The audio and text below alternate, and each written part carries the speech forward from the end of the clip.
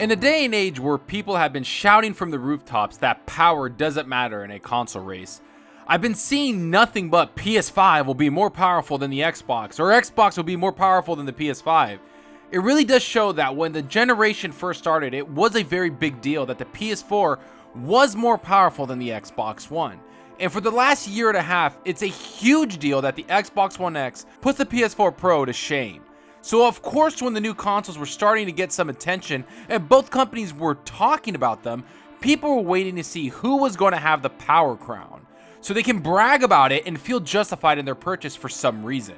Yet the biggest difference between Xbox and PlayStation and the respective executives is that everyone takes what Xbox executives say to heart, while they allow PlayStation to not give them any sort of information. Well, since all people care about is what Xbox has to say on the power narrative, let's see what most of them have said over the last week. Now, I made a video last week talking about Phil Spencer saying he wants power to be very important, but lately he hasn't been the only one talking about Project Scarlett in the next Xbox console. That's what I'm going to be covering in this video. I'm going to get into what other executives around the Xbox have said about the next Xbox console. But before I do that, if you like the video, hit that like button and that subscribe button. The support is greatly appreciated. Now, the first person I want to talk about is Phil Spencer, who has had multiple interviews discussing next generation consoles and the future plans of the Xbox brand in general. And it feels like the power and the features Project Scarlett has coming with it is a proper generational leap from everything we've seen. Be it hardware accelerated ray tracing, custom processor, and the SSD storage, which does raise the point of what price will be the next console, not to mention just how powerful the console will be. And Microsoft partner Director of Program Management Jason Ronald had this to say about what the executives are aiming for. We understand that reasonable price points are for a console and kind of what customers expect about that. At the same time too, we are innovating, we are pushing the boundaries of some of this. We're not sharing any details on price or, more detailed specs at this point, but I will say that we're very confident in what we're building, something that will set a new bar for expectations of the console gaming. The key words being here is that they're looking to set a new bar for console gaming. Ever since the conference, Xbox executives have been describing the console as bar setting or most immersive console they've ever made. But just like we said earlier, power matters a lot to consumers, and the way most of these executives are describing this console does really point to them shooting for the most powerful console on the market. But it's not just the power that's been talked about, it's also the services and the games that will be attached to these consoles. And that's something that a lot of Xbox executives aren't leaving out of the conversations when the power narrative is brought up. They always talk about the services and features that these new consoles will have attached with them. And I have to say, that's a very smart idea to not only talk about the console that you're making, but also discuss the games and features that makes this console a true next generation console.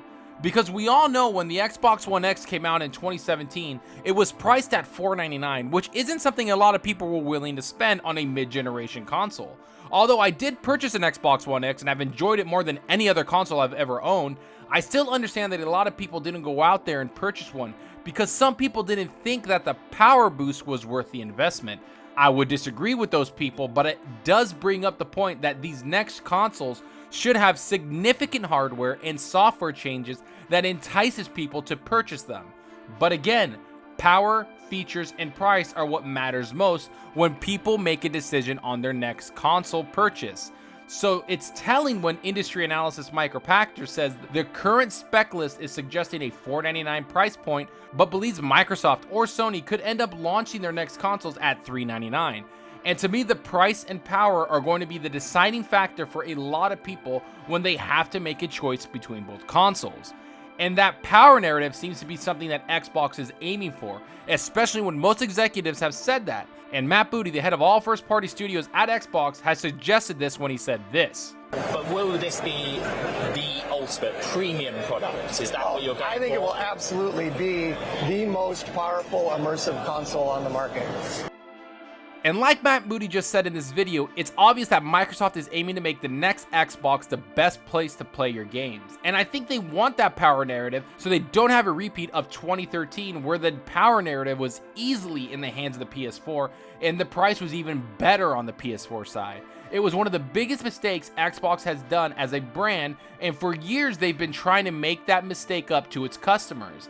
And I have to say, for the last couple years, they've been able to repair some of the damage that's been done with the launch of the Xbox One. Ever since then, Xbox fans have had the most powerful console in gaming, not to mention the best bargain in gaming with Xbox Game Pass.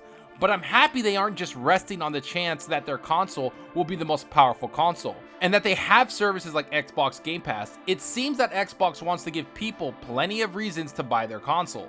They've already talked about the GDDR6 RAM that will be attached to the console. They also talked about ray tracing that will be done with the hardware, or the 8K resolution and refresh rate, not to mention the 120 FPS on some games, or the SSD, which will help launch games and the console in a much more efficient way. You throw in backwards compatibility with all generations of Xbox, and it's so awesome to see Xbox really respect their customers. Yet all people want to talk about is the power narrative, and which one will have the power advantage over the other console. They're saying this from rumors of people saying developers have the dev kits of Xbox and PS5, and the PS5 is more powerful, even though there's been reports that the dev kits aren't out yet, and the AMD chips have just started to be completed. So how in the world are these rumors happening, and why are most of these rumors about the PS5 being more powerful coming from people that historically have been bigger Sony fans than they have been of Xbox? Because I hate to break it to everyone, but Sony hasn't said a whole lot about what their next console will have. They haven't brought up price, release date, launch games, RAM, frame rates. The only thing that Sony has said is that it will be an AMD Ryzen CPU, and the GPU will be AMD Radeon Navi, and they will have up to 8K resolutions and 120 Hz refresh rate with SSD storage. Throw them back and pat with PS4, and that's pretty much everything they've said about their next generation console. They've never said that they want to be the most powerful console in the market, or that they aim to be the #1 console out there. All they talked about and showed was the SSD load times on a Spider-Man game. The only people that have said PS5 will be more powerful is the fans that so desperately wanted to have the power narrative on the PlayStation side. And I understand that, because I do enjoy my console of choice to also play all third-party games the best. I've had that privilege for almost 2 years with the Xbox One X, which wipes the floor with any other console out there. And I'm going to listen to what executives of both companies have said so far. One is trying to be the most bar-setting console that has the most immersion with the most features, while the other hasn't said much, so I can't speak on what they're trying to do. I'm going to wait and see until most of the features have been brought out on both sides. But the main thing this whole thing has brought to light is that power matters more than people want to admit. So I'm eager to see what Sony does next, so we can see what exactly they're cooking up behind the scenes. And I hope we get those details very soon, because I can't wait to see what both of these consoles bring to the table. And I just hope whichever console is more powerful or less powerful, each one gives us a reason to buy both of their consoles. Be it the games, services, or features that really sets them apart. Either way, this next year is going to be a lot of fun and filled with a bunch of news. But enough about what I think, let me know what you guys think. Does the power narrative matter to you? Do you care more about the services a console provides? Do the games attached to each console matter more to you? Which console will you be buying? Are you more interested in the more powerful console, or does that not matter to you?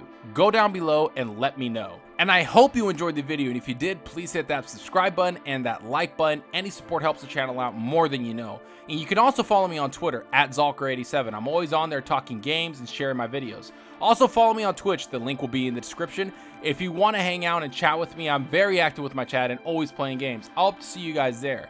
And that's all for now. Thanks for watching, and until next time, remember, enjoy your gaming. Later.